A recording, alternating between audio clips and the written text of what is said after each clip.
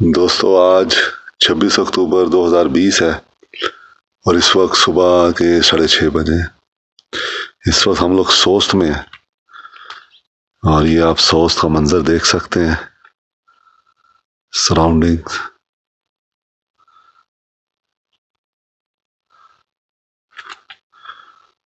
खिजा अपने पूरे जोबन पर है यहाँ पर।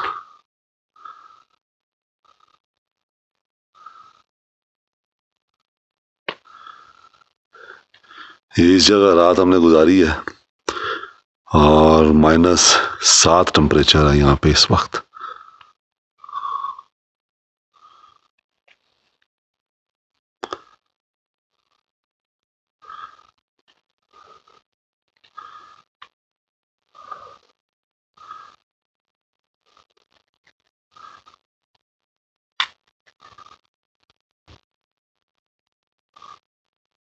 दुआ में याद रखें।